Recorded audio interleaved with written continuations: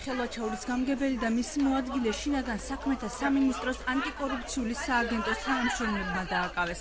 ლევან ლორთქიფანიძისა და ნოდა შარაბიძის დაკითხვა კაბინეტში დილის 10 საათიდან დაიწყო. ამ დროისთვის ლევან ლორთქიფანიძე წინასწარი დაკავების იზოლატორშია გადაყვანილი. ხელვაჩაურის გამგეობაში დღეს თბილისიდან და ბათუმიდან სამართალდამცავები იყვნენ მობილიზებული. ცოტა ბევრი რამ არ მესმის ამ ბოლო პერიოდში, როცა 7 მილიონად იყიდება რაღაც ქონება და ყიდის ქალაქის მერი უგულავა, შემდგომ იმავე ქონებას რო 17 მილიონად ყიდულობს და ამ დროს ადამიანს ეუბნები თითქოს რაღაც სამშენებლო ობიექტზე რაღაც ჩაბარების ვადა გაქვს დარღვეული.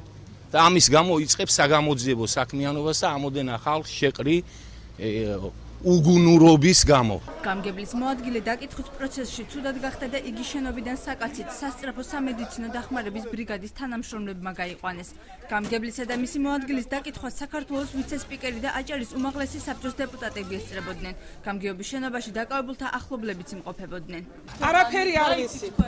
კარებიდან შეგვახედეს და ვნახეთ ლევანი იდგა ფანჯარასთან. მეტი არაფერი არ ვიცი. არა, ბორკილები არ გქონდა.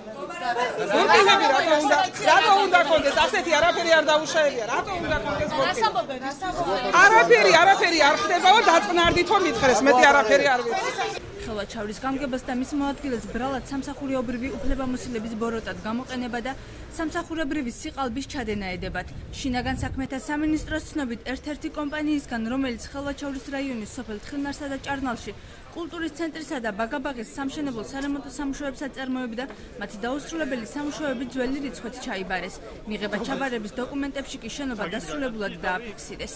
ბრალი წაყენებული აქვს თანამდებობის ბოროტად გამოყენება, უпроსორეთ უფლებამოსილების გადამეტება და სამსახურეობრივი სიყალბე.